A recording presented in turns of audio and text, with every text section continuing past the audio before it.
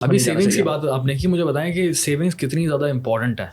अगर हम personal finance की बात कर रहे हैं तो एक बंदे के लिए सेविंग्स कितनी इंपॉर्टेंट है यार? सेविंग से पहले और क्यों करनी चाहिए? हाँ, मैं सेविंग से पहले सबको ये बोलता हूँ कि जो एक रूल मुझे जो समझ में आया है ना, वो और वो बेस्ट रूल है, वो मैं देखा है कि उसकी वजह से मुझे बहुत फ़ायदा हुआ है। वो है ट्रैक एंड ट्रेस का। यानी कि आपको अपने पैसों का पता होना चाहिए। आपका लेवल जो भी हो, अगर फ़र्ज़ करो आप परेशान हैं, फ़र्ज़ करो 1000 रुपये के लिए या 2000 रुपये के लिए, इन दैट केस आपके रुपो का आपको पता होना चाहिए कि कहाँ जा रहे हैं हर महीने। और ये भले आप अपना लाइफस्टाइल वही रखें, लेकिन फॉर द नेक्स्ट 4 मंथ्स आपको एक एक रुपये का पता होना चाहिए कि कहाँ गया है। और वो एक्सेल शीट के अंदर या गूगल शीट के अंदर होना चाहिए। कोई ऐप मैं यूज़ नहीं करता, मैं गूगल शीट यूज़ करता हूँ, क्योंकि एक्सेल शीट इसलिए नहीं करता क्योंकि एक्सेल शीट एक कंप्यूटर पे पड़ी भी होगी। गूगल शीट का फ़ायदा ये होता है कि मैं अपने फ़ोन पे भी यूज़ कर सकता हूँ, मैं अपने टैबलेट पे भी यूज़ कर सकता हूँ, वो क्लाउड में रहती है। मैं अपने कंप्यूटर पे भी यूज़ कर सकता हूँ, कहीं भी मुझे एक्सेसिबल होगी। जैसे ही कोई मैं स्पेंड करता हूँ, मैं उसको एक्सेल शीट के अंदर डेट के हिसाब से डाल देता हूँ या गूगल शीट पर डाल देता हूँ। उसके आगे छोटी सी डिस्क्रिप्शन लिख देता हूँ उसकी। महीने के बाद उस शीट को मैं डाउनलोड करता हूँ। उसके अंदर प्रॉपर मुझे तकरीबन आधा घंटा लगता है इसके अंदर टोटल काम करने में, ताकि मैं फिर आगे पीछे पूरा देखूँ अपना हिसाब किताब मैंने क्या किया। क्योंकि जिस वक्त मैं जो एक्सपेंस कर रहा होता हूँ वो मैं इसके अंदर डालता हूँ। बहुत सारे लोग इसको इजी वे कर लेते हैं, यूएई में करते हैं कि एक ही क्रेडिट कार्ड यूज़ करें, सारा काम अपना उसी क्रेडिट कार्ड के थ्रू करें। ठीक है, तो आपको ये काम करना ही नहीं पड़ेगा, क्योंकि क्रेडिट कार्ड की जब आपके पास स्टेटमेंट आएगी तो आपके पास पीडीएफ बना होगा, उसको एक्सेल शीट के अंदर डाल दें और फिर आप उसके साथ कर सकते हैं। लेकिन क्योंकि मेरे एक्सपेंसेस बाहर भी हो रहे होते हैं, पाकिस्तान में भी हो रहे होते हैं, कुछ कैश पे भी हो रहे होते हैं, डिफरेंट क्रेडिट कार्ड्स पे हो रहे होते हैं, तो वो मैं ये नहीं कर सकता। मुझे ये काम करना पड़ता है कि मैं गूगल के ऊपर शीट बनाकर उस पर काम करता हूँ। उससे फ़ायदा क्या होता है? उससे फ़ायदा ये होता है कि मैं 1 महीने तक ये करूँगा, 2 महीने करूँगा, 1 साल करूँगा, मुझे साल का विजिबिलिटी आ जाएगी। मैं इतने अच्छे ग्राफ्स बना सकता हूँ ना उससे, कि किस जगह पर ज़्यादा पैसे जा रहे हैं, किस जगह पे कट डाउन हो सकता है, किस जगह पर थोड़ा सा आगे पीछे करना पड़ेगा, कोई अनएक्सपेक्टेड चीज़ हो रही है, और इसकी कैटेगरीज बनानी पड़ेंगी। जैसे कि तो कार एक्सपेंसेस की एक कैटेगरी होगी, स्कूल फीस की एक कैटेगरी होगी, रेंट की एक कैटेगरी होगी। इसी तरह से अगर ईटिंग आउट कर रहे हैं तो उसकी एक कैटेगरी होगी, ग्रोसरी की अलग कैटेगरी होगी। तो ये आपको फिर एक एवरेज पता चलेगा। अब मुझसे कोई पूछे ना कि आपका ग्रोसरी का एवरेज क्या है, तो मैं 100% बगैर सोचे ये बता सकता हूँ कि 2500 से बिटवीन 3000 दिरहम्स ये मेरा एक्सपेंस आ रहा है, बगैर मुझे सोचे। लोगों को पता ही नहीं होता, लोगों को नहीं पता होता।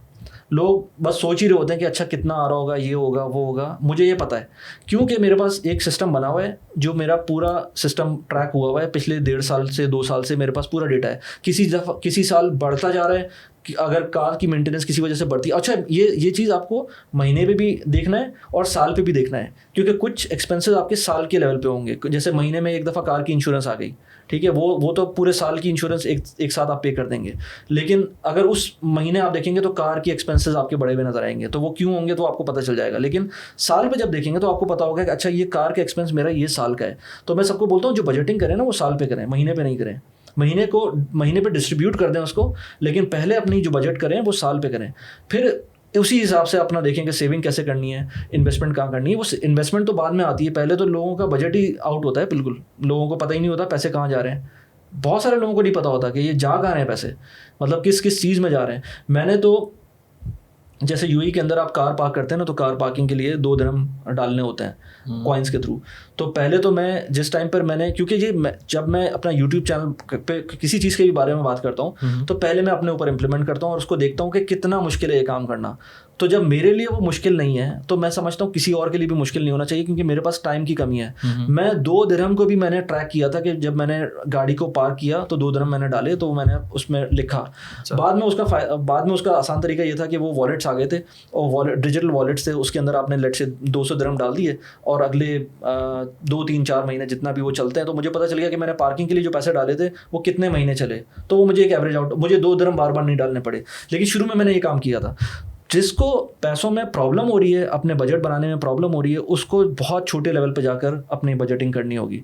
जिसको प्रॉब्लम नहीं है वो बड़े लेवल पे कर ले, लेकिन जिसको प्रॉब्लम है उसको बड़ा लेवल मतलब ये कि जिसको फर्ज करें उसको लगता है कि यार 3-4 हज़ार का तो मसला नहीं है, मुझे मसला आ रहा है ये 10, 15, 20 हज़ार रुपये कहाँ जा रहे हैं। तो चलो वो महीने के अगर 15, 20 हज़ार रुपये उसके ख़त्म भी हो रहे हैं, इधर उधर हो भी रहे हैं, तो अगर लाखों में प्रॉब्लम आ रही है उसको, तो वो 15-20 हज़ार को इग्नोर कर सकता है। लेकिन किसी को प्रॉब्लम है कि यार मेरे 1000, 2000 हर में ही मैं फंस रहा हूँ उसके अंदर, तो मैं हर महीने के ज़रा पैसे तो निकालूं कि ये चल क्या रहा है मेरे साथ, हो क्या रहा है, पैसे जा कहाँ रहे हैं। तो ये चीज़ जब आपसे अगर फर्ज करें, बहुत सारे लोग होते हैं कि पैसे, सैलरी या इनकम उनकी वैसे ही कम है, तो वो तो हम देख के बता सकते हैं कि यार सैलरी कम है, ये तो इनकम का मसला है। लेकिन बहुत सारे लोग ऐसे होते हैं, बहुत सारे हाउस होल्ड ऐसे होते हैं जहाँ पर इनकम का मसला नहीं है, जहाँ पर एक्सपेंसेस का मसला है कि आप फजूल के एक्सपेंसेस बहुत जगह करें। कहीं लोगों ने 2-2 गाड़ियाँ ली हुई हैं, फजूल में ली हुई हैं। पेट्स रखे हुए हैं, पेट्स को जो लोग पेट्स लवर हैं वो कहेंगे कि यार कैसी बातें करो, लेकिन अगर आप नहीं अफोर्ड कर सकते तो पेट को फिर कट डाउन करें। उसके अंदर आप कट डाउन का मतलब ये वैसे नहीं करें, मतलब कम कर लें, गिव अवे कर दें ये कर लें। अगर आप ईट आउट कर रहे हैं ज़्यादा, ईट आउट के अंदर भी एक्सपेंसेस होते हैं जो आप कट डाउन बहुत आराम से कर सकते हैं। इसी तरह स्कूलिंग के अंदर, शॉपिंग के अंदर, स्कूलिंग के अंदर, ये तो नेसेसरी एक्सपेंस है ना स्कूलिंग, लेकिन स्कूलिंग के अंदर भी कट डाउन कर सकते हैं। क्योंकि अगर आपको लग रहा है कि आपकी बजट नहीं है, तो लोगों को मैंने देखा है होम स्कूलिंग करवाते हुए और बहुत कामयाब है वो। तो होम स्कूलिंग हो गई, स्कूल डाउनग्रेड हो गया, बहुत सारी चीज़ें हो सकती हैं। लेकिन कुछ जगहों पर जेन्युइनली इनकम का मसला होता है, उस केस में आपको इनकम बढ़ानी पड़ेगी। इनकम जब वो मसला हो तो फिर आप और कुछ नहीं कर सकते। लेकिन अगेन मैंने बहुत सारी ऐसी जगहों पे देखा है कि इनकम का मसला थोड़ा बहुत है, असल मसला मैनेजमेंट का है और एक्सपेंसेस का है।